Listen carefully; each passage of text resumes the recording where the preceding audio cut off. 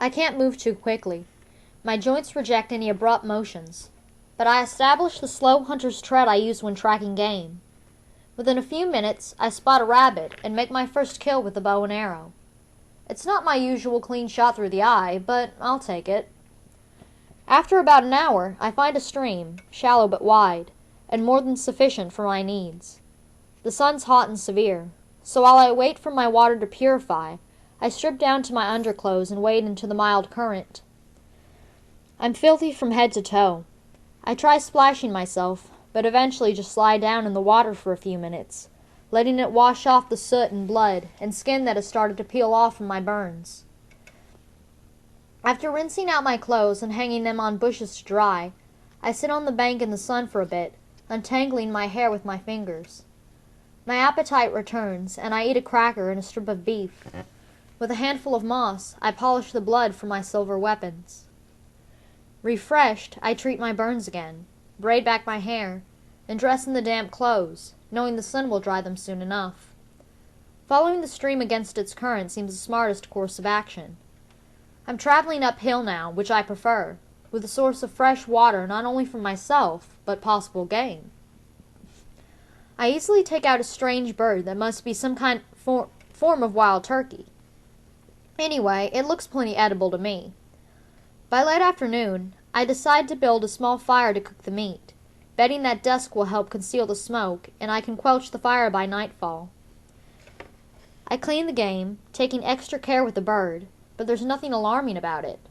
Once the feathers are plucked, it's no bigger than a chicken, but it's plump and firm. I've just placed the first lot over the coals when I hear the twig snap. In one motion, I turn to the sound, bringing the bow and arrow to my shoulder. There's no one there. No one I can see, anyway. Then I spot the tip of a child's boot just peeking out from behind the trunk of a tree. My shoulders relax and I grin. She can move through the woods like a shadow. You have to give her that. How else could she have followed me? The words come out of my mouth before I can stop them. You know, they're not the only ones who can form alliances, I say. For a moment, no response. Then one of Rue's eyes edges around the trunk. You want me for an ally? Why not? You saved me with those tracker jackers. You're smart enough to still be alive. And I can't seem to shake you away, I say. She blinks at me, trying to decide. You hungry? I can see her swallow hard, her eye flickering to the meat. Come on, then. I've had 2 kills today. Rue tentatively steps out into the open. I can fix your stings. Can you? I ask. How? She digs into the pack she carries and pulls out a handful of leaves. I'm almost certain they're the ones my mother uses. Where'd you find those? Just around. We all carry them where we work in the orchards. They left a lot of nests there, says Rue. There are a lot here, too. That's right. You're District 11. Agriculture, I say. Orchards, huh? Well, that must be how you can fly around the trees like you've got wings. Rue smiles. I've landed on one of the few things she'll admit pride in. Well, come on then, fix me up. I pluck down by the fire and roll my pant leg to reveal the sting on my knee. To my surprise, Rue places the handful of leaves into her mouth and begins to chew them. My mother would use other methods, but it's not like we have a lot of options. After about a minute or so, Rue presses a gloppy green wad of chewed leaves and spits on my knee. Oh, the sound comes out of my mouth before I can stop it. It's as if the leaves are actually leaching the pain right out of the sting. Rue gives a giggle. Lucky you had the sense to pull out the stingers, or you'd be a lot worse. To my neck, I almost beg.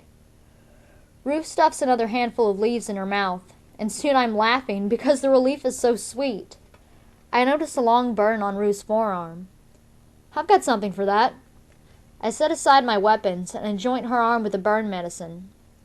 You have good sponsors, she says longingly. Have you gotten anything yet? I ask. She shakes her head. You will, though, watch. The closer we get to the end, the more people will realize how clever you are.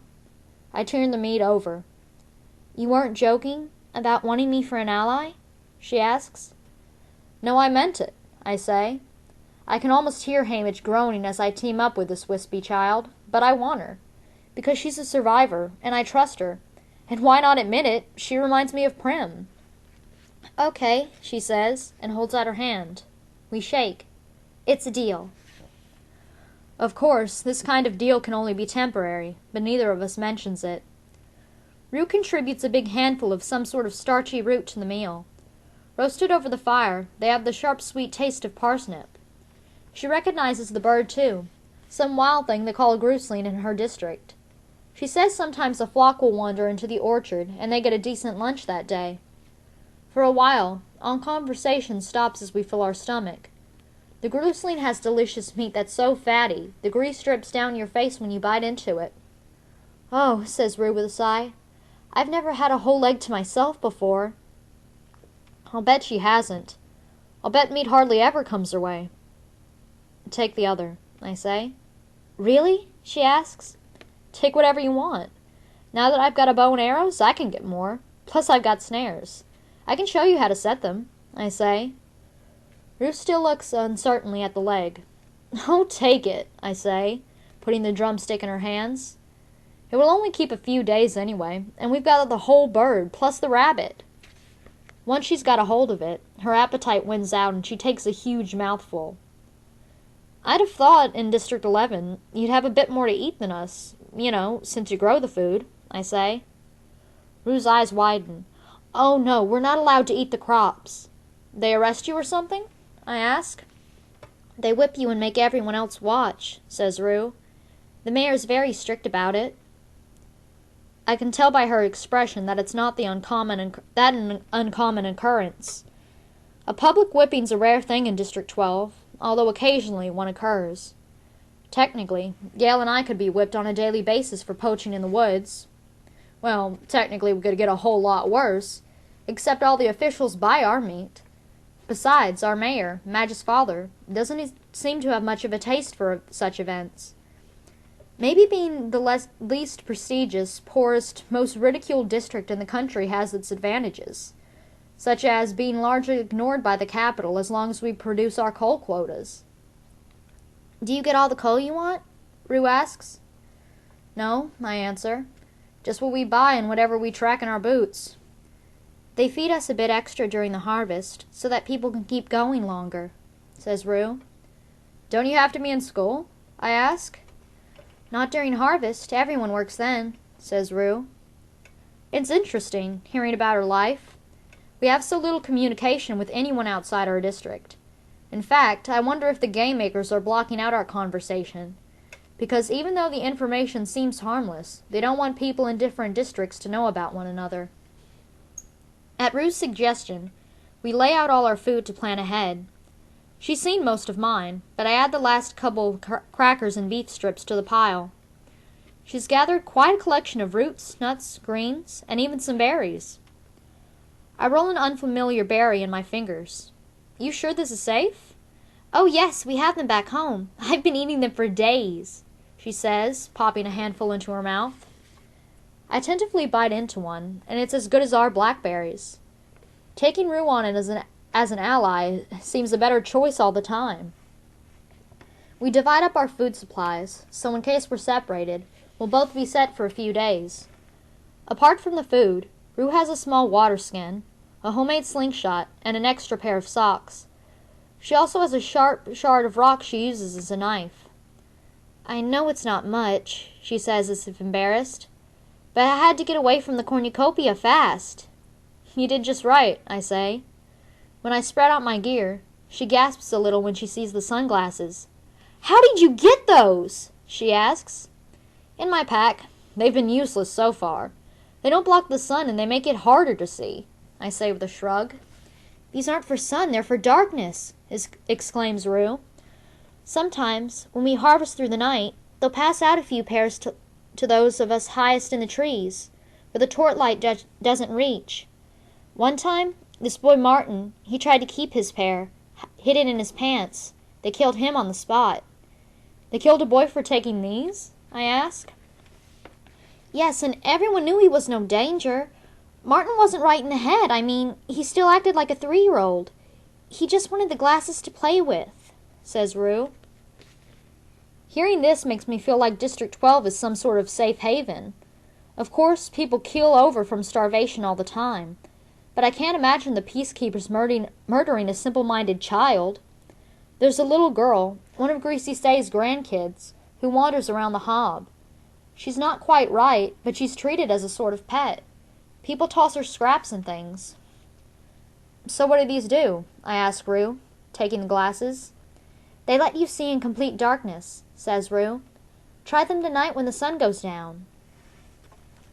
I give Rue some matches, and she makes sure I have plenty of leaves in case my stings flare up again. We extinguish our fire and head upstream until it's almost nightfall. Where do you sleep? I ask her. In the trees? She nods. In just your jacket?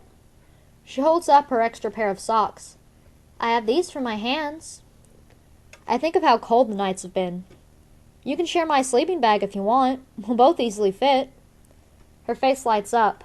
I can tell this is more than she dared hope for. We pick a fork high in a tree and settle in for the night, just as the anthem begins to play. There were no deaths today. Rue, I only woke up today. How many nights did I miss? The anthem should block out our words, but I whisper. I even take the precaution of covering my lips with my hand. I don't want the audience to know what I'm planning to tell her about PETA. Taking a cue from me, she does the same. 2, she says. The girls from Districts 1 and 4 are dead. There's 10 of us left. Something strange happened, at least, I think it did. It might have been the Tracker Jacker venom making me imagine things, I say. You know the boy from my district, PETA? I think he saved my life, but he was with the careers. He's not with them now, she says. I spotted their base camp by the lake. They made it back before they collapsed from the stingers, but he's not there. Maybe he did save you and had to run. I don't answer. If, in fact, PETA did save me, I'm in his debt again, and this can't be paid back. If he did, it was all probably just part of his act, to make people think he's in love with me. Oh, says Ruth thoughtfully, I didn't think that was an act. Of course it is, I say. He worked it out with our mentor. The anthem ends and the sky goes dark. Let's try out these glasses. I pull out the glasses and slip them on. Rue wasn't kidding. I can see everything, from the leaves on the trees to a skunk strolling through the bushes a good 50 feet away. I could kill it from here if I had a mind to. I could kill anyone. I wonder who else got a pair of these, I say. The careers have 2 pairs, but they've got everything down by the lake, Rue says. And they're so strong. We're strong too, I say. Just in a different way. You can shoot, she says. What can I do? You can feed yourself, can they? I ask. They don't need to. They have all those supplies, Rue says. Say they didn't. Say the supplies were gone. How long would they last? I ask. I mean, it is the Hunger Games, right? But Katniss, they're not hungry, says Rue. No, they're not. That's the problem, I agree. And for the first time, I have a plan. A plan that isn't motivated by the need for flight and evasion. An offensive plan. I think we're going to have to fix that, Rue. Chapter 16. Rue has decided to trust me wholeheartedly. I know this because as soon as the anthem finishes, she snuggles up against me and falls asleep. Nor do I have any misgivings about her, as I take no particular precautions. If she'd wanted me dead, all she would have had to do was disappear from that tree without pointing out the Tracker Jacker nest. Needling me at the very back of my mind is the obvious. Both of us can't win these games, but since the odds are still against either of us surviving, I manage to ignore the thought. Besides, I'm distracted by my latest idea about the careers and their supplies. Somehow, Rue and I must find a way to destroy their food. I'm pretty sure feeding themselves will be a tremendous struggle. Traditionally, the career tribute strategy is to get hold of all the food early on and work from there. The years where they have not been protected as well, one year a pack of hideous reptiles destroyed it, another a game maker's flood washed it away, those are usually the years that tributes from other districts have won. That the careers have been better fed growing up is actually to their disadvantage, because they don't know how to be hungry. Not the way Rue and I do.